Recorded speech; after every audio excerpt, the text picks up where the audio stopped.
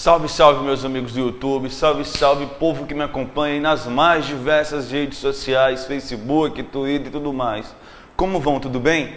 Tô eu aqui de novo, seu professor de Direito Empresarial Giovanni Magalhães, o 01 do Batalhão de Operações para Provas de Empresarial, para hoje, nesta sequência de vídeos, trazer para vocês comentários acerca do último exame de ordem, o exame de ordem 2011.3, de maneira específica aqui para a segunda fase de direito empresarial. Porque, meus caros, é aquilo, né? Uma das grandes táticas, uma das grandes metodologias, uma das grandes e importantes estratégias para estudos aí relativos à segunda fase, relativos à prova de OAB, à prova de concurso, é exatamente examinarmos, é exatamente trabalharmos aí questões de provas anteriores, até para a gente entender um pouco mais da dinâmica que os examinadores fazem, das matérias essencialmente cobradas, e aí por isso que nesse vídeo a gente vem comentar então o exame de ordem 2011.3, porque você sabe, né?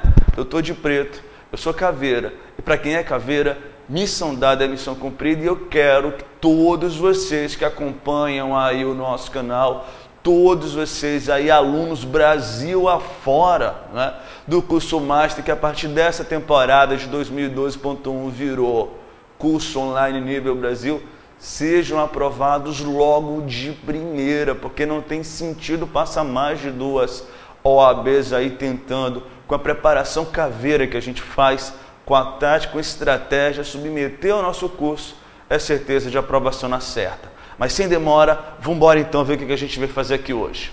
Olha só, né? Vamos começar o exame aí então pela peça prático profissional, né? Que trazia para nós o seguinte caso. No dia 2 de janeiro de 2005, Caio Moura, fique esperto com esse nome, Caio Moura foi regularmente nomeado diretor financeiro da Sociedade ABC S.A., Sociedade Anônima Aberta, tendo na mesma data de 2 de janeiro de 2005, assinado o termo de posse no competente livro de atos. O artigo 35 do Estatuto Social da Companhia era o expresso em outorgar poderes amplos ao diretor financeiro para movimentar o caixa da sociedade de modo como entendesse mais adequado, podendo realizar operações no mercado financeiro sem necessidade de prévia aprovação dos outros membros da administração. Então vejam só, Caio Moura foi nomeado diretor e o artigo 35 do Estatuto dá ao diretor financeiro amplos poderes para atuar aí do modo como melhor ele entendesse para a sociedade, movimentando aí o caixa, movimentando aí o cofre, o dinheiro da companhia. No entanto, em 3 de fevereiro de 2006, Caio Moura efetuou operação que acarretou prejuízo na órbita de 10 milhões de reais à ABC. Então, em 3 de fevereiro, Caio Moura fez uma determinada operação financeira que redundou num prejuízo de 10 milhões de reais. Evoluindo no caso, olha o que a gente tem. A despeito do ocorrido, Caio Moura permaneceu no cargo até a AGO do ano seguinte, realizada em 3 de fevereiro de 2007, marque bem essa data, por meio da qual os acionistas da companhia deliberaram. Que foi que esse povo deliberou, os acionistas aí da ABC S.A.? Primeiro, aprovar sem reservas as demonstrações financeiras relativas ao exercício de 2006. Note bem que a gente está diante aí de quê? Note bem que a gente está diante exatamente da operação que Caio Moura praticou em 2006, a companhia aprovou sem reservas, né? Deliberou mais o que? A Assembleia deliberou não propor ação de responsabilidade civil contra Caio Moura. E 3, né? elegeu novos membros aí para a diretoria, não tendo Caio Moura sido reeleito. A ata dessa assembleia, no entanto, foi devidamente arquivada na Junta Comercial do Rio Grande do Sul em 7 de fevereiro de 2007. Todavia, em 15 de fevereiro de 2010, ainda inconformados com a deliberação societária em questão, X Participações Limitada e WY Participações Limitada, acionistas que juntos detinham 8% do capital social da companhia, ajuizaram em face de Caio Moura ação de conhecimento declaratória de sua responsabilidade, pelas referidas perdas e condenatória pela reparação dos danos causados à companhia. Então note bem naquela dinâmica que nós já aprendemos, no elaborar peça processual, peça prática profissional, a gente precisa prestar atenção à primeira vista à narrativa processual, para constatarmos aí se já há um processo em andamento e, se houver, qual é a peça que a gente deve elaborar, porque aí, se eu já estou falando em determinadas peças, eu vou descartando elas pelo meio do caminho. Como a gente percebe nesse exato momento, o que eu estou diante? Eu estou diante de uma ação de responsabilidade que já foi promovida aí por quem? Por XZ Participações e por WY Participações Limitada, ambas acionistas da ABCSA. Então elas já promoveram a ação. O nosso caso, portanto, não se trata de petição inicial. Mas vamos evoluir para a gente examinar. Veja que a base de fundamentos que eles utilizaram, foi exatamente o 159, parágrafo 4º, e o 158, inciso 2, ambos aí da Lei 6404, para fundamentar aí esta ação. E aí a gente evolui, evolui exatamente para quê? Esse processo foi distribuído à primeira vara cível da comarca da capital do estado do Rio Grande do Sul. Citado Caio Moura, que sempre atuou com absoluta fé e visando a consecução do interesse social, procura-o, elabore a peça adequada. Meus amigos, primeiro passo que nós teremos é exatamente o quê? É exatamente identificarmos a peça. Note, como a gente já viu do caso, eu vinha com uma petição inicial. A petição inicial já foi apresentada aí pelas sociedades XY e WZ contra Caio. Aconteceu a citação. Tendo sido Caio citado, qual é a peça que nos resta fazer agora, meus caros? Não pode ser outra que não a contestação a esta presente ação. Então, de maneira muito fácil, de maneira muito tranquila, nós já identificaríamos aí a peça que nós deveríamos fazer, que é exatamente a contestação aí de Caio Moura em face aí dos autores XZ Participações Limitadas e WY.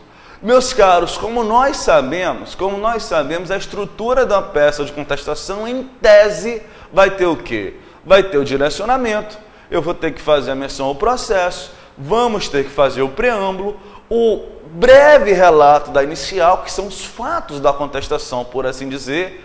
Aí a gente tem a possibilidade de ter preliminares, teremos o mérito e o pedido.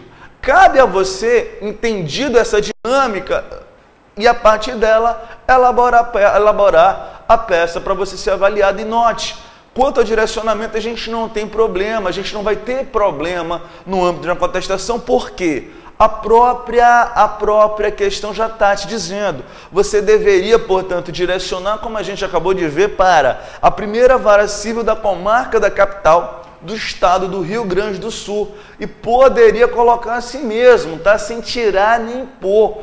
Vara da capital do estado do Rio Grande do Sul. Ainda que você soubesse que a capital é Porto Alegre, aqui não interessa. Em contestação, meu amigo, você vai literalmente colocar o que está lá.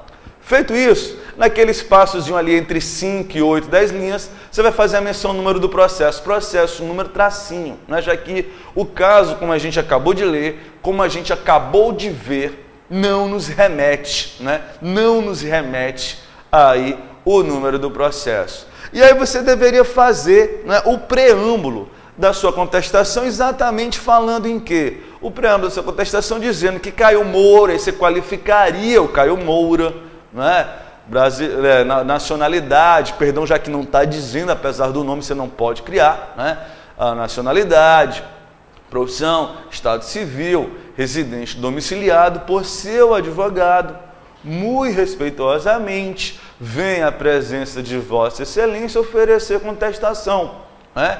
A ação que lhe move aí, XZ Participações Limitada e WY Participações Limitada, pelos fundamentos de fato e de direito que passa a expor.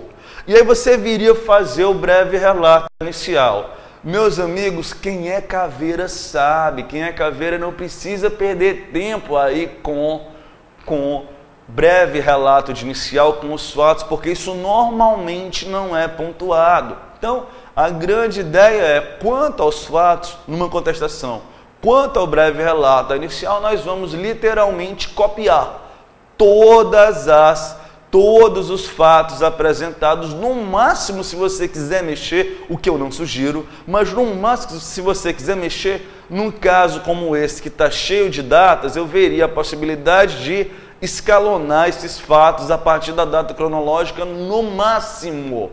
E aí a gente passa para a parte que interessa, que são os fundamentos jurídicos e o pedido propriamente dito.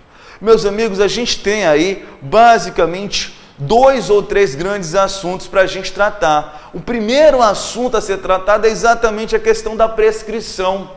Sabe por quê, cara? Se você olhar, né? Se você olhar, houve uma AGO que veio a fazer a aprovação aí do balanço de todo o exercício financeiro do ano de 2006, a AGO 2007 fez toda essa aprovação aí e aprovou sem reservas. O que acontece? Apenas em 2010, as sociedades vêm promover a eventual ação. Vem ver comigo essas datas, já que isso é relevante. Olha só o que a gente tem, né? No dia 7 de fevereiro de 2007, no dia 7 de fevereiro de 2007, eu vou ter aí o quê? A data do arquivamento aí da Assembleia que aprovou tudo. Em 15 de fevereiro de 2010, vai se manejar essa ação. E aqui, meus amigos, aparece o primeiro problema para a gente. Aqui aparece o primeiro problema para a gente. Qual é o problema? É o problema relacionado a exatamente a quê? Exatamente a prescrição desta ação.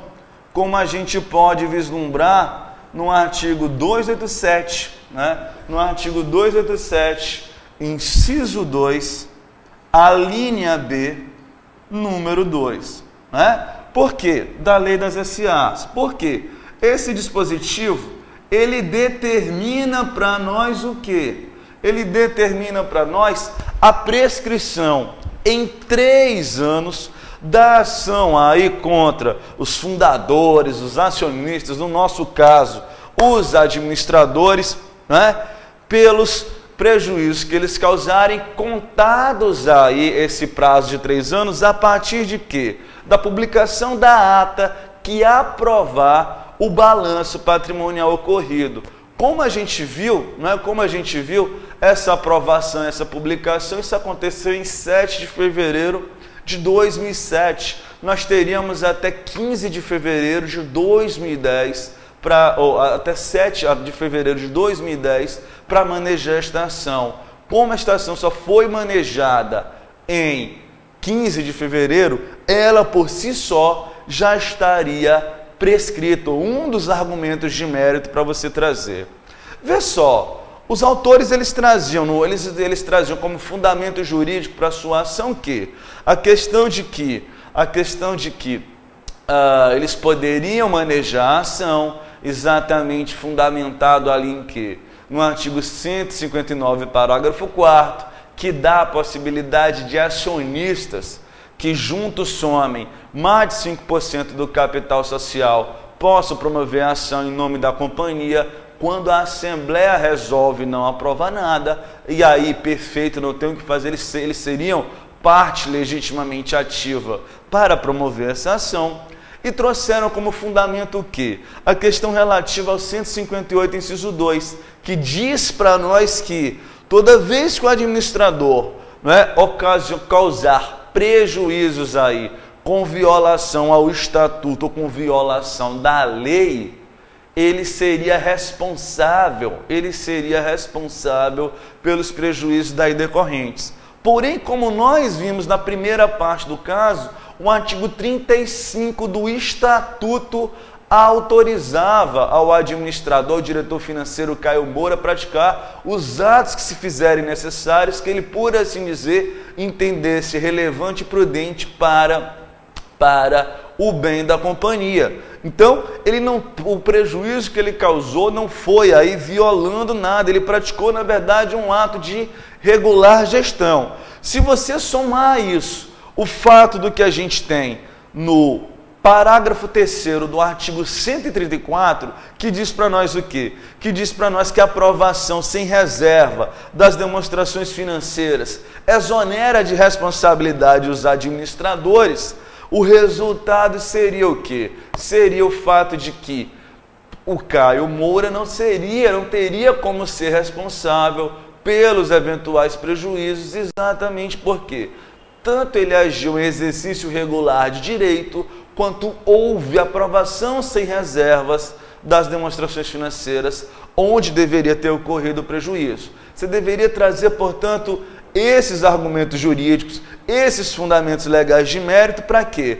Para que no pedido, meus amigos, você pedisse a resolução do mérito, a extinção do processo com resolução de mérito, exatamente baseado em quê? Ora, na prescrição, seu primeiro pedido, que o juiz reconhecesse por mérito a prescrição, já que a ação foi protocolada fora do prazo, e ultrapassado esse argumento, que é prejudicial, você no mérito pediria que o juiz desse pela improcedência, porque o Caio Moura ele não é responsável por esses prejuízos, tanto porque agira em conformidade com o estatuto, quanto porque a própria sociedade em AGO aprovou sem reservas as demonstrações financeiras competentes aí, relacionadas aí ao mandato de Caio Moura. E aí, meus caros, uma dica importante para você, fique esperto com isso, tá? Prescrição, ela é prejudicial de mérito e não preliminar.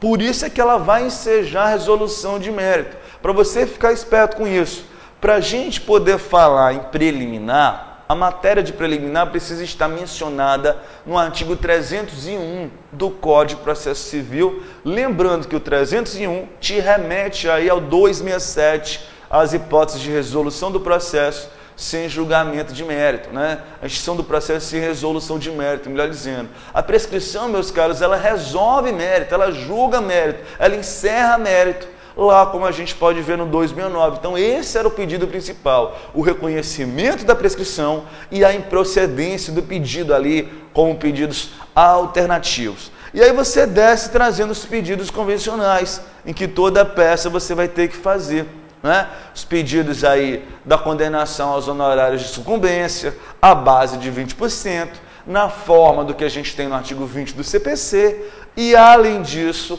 a indicação do endereço em que a parte iria receber aí comunicações, notificações e demais intimações processuais, nos termos do artigo 39, inciso 1 do CPC, fechando aqui a prova prática profissional. Veja que apesar de ser uma questão envolvendo SA, aí cheio de datas extremamente simples, basta seguir ali a sequência da estrutura por nós elaborada aí no nosso curso. Eu vou fazer o seguinte, então, vamos matar esse vídeo aqui, no outro vídeo eu volto comentando daí em diante as questões do exame de ordem 2011.3, beleza? Quer ficar caveira no direito empresarial? Entra no BOP e colhe em mim que é sucesso. Vem para o BOP você também, vem. Estou te esperando no curso Master. Até o próximo vídeo. Um abraço.